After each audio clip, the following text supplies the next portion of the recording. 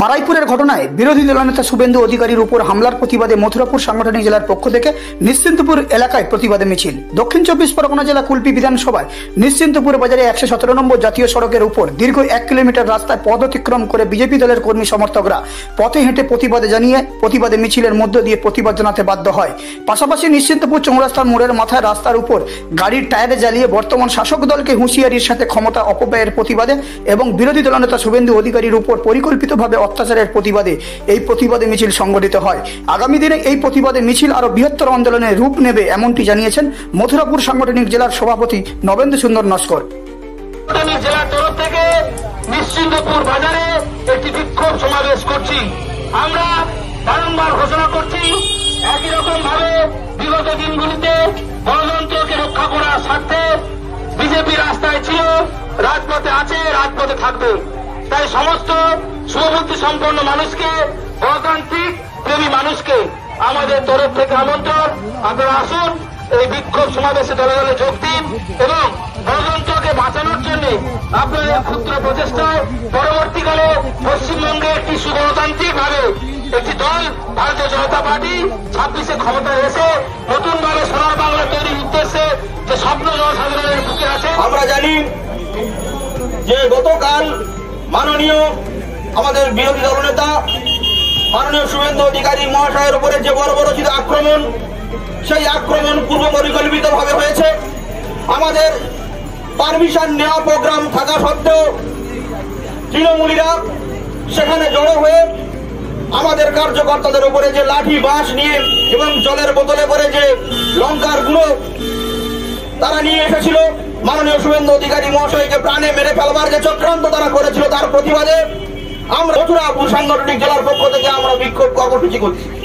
আমরা বিক্ষোভ দেখাতে চাই, আমরা জানিয়ে দিতে চাই যে মাননীয় শুভেন্দু অধিকারী মহাশয়ের সঙ্গে আমরা আছি। আমাদের ভারতীয় জনতা পার্টির প্রত্যেকটা কার্যকর্তা তার সঙ্গে আছেন। আন্দোলন তীব্রতর করছি।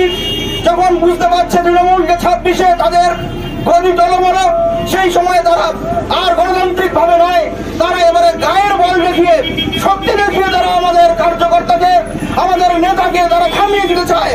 কিন্তু তারা ভুল ভাবছে। আমাদের কার্যকর্তাদের মনের বল এত বেশি আছে যে এইরকম ভয় দেখিয়ে আমাদেরকে থামিয়ে রাখা যাবে না। তার কারণ ভয় পেলে আমরা কোনদিন ভারতীয় জনতা পার্টি করতাম না।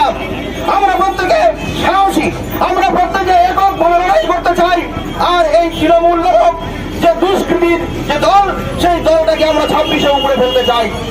মাননীয় শুভেন্দু অধিকারী মহাশয় এগিয়ে চলবেন, তার সঙ্গে আমরা আছি। তার যে বিপদ, সেই বিপদের সামনে আমরা দাঁড়িয়ে থাকবো, তার গায়ে একটু আজ আমরা লাগতে দেবো না। আমরা ভারতীয় জনতা পার্টির কার্যকর্তারা, কর্মীরা, আমরা প্রতি মুহূর্তে আমরা তার ঢাল হয়ে দাঁড়িয়ে থাকবো। তৃণমূলের ক্ষমতা নেই যে তার গায়ে।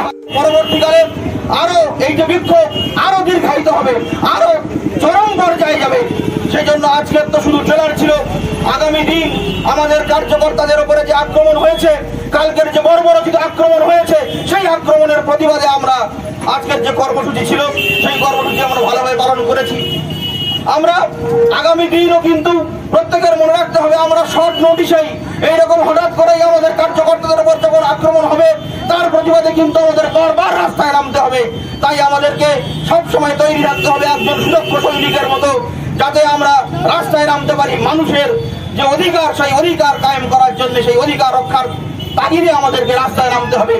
আমাদের যে আমরা আজকের বিরোধী আছি, কিন্তু 26-এর নির্বাচনের পর আমরা সরকারে আসবো এবং আসবোই, তারপরে আমরা সোনার বাংলা করব।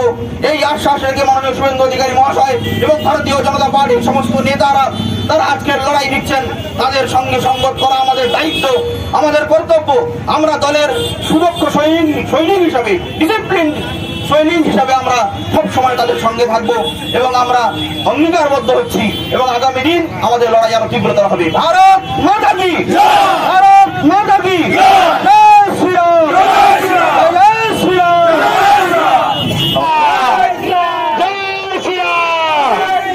ভারত মাতা কি, ভারত মাতা কি, বিজেপি বিজেপি বিজেপি জিন্দাবাদ, বিজেপি বিজেপি বিজেপি জিন্দাবাদ।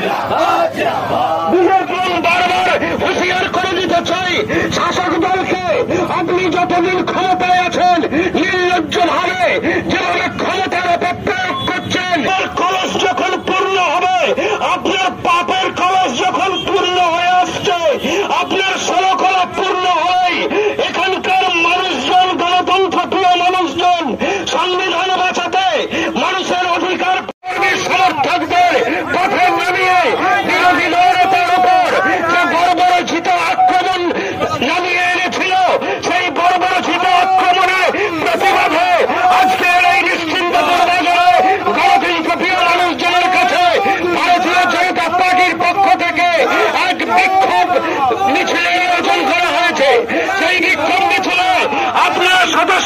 ভাবে যোগদান করেছেন।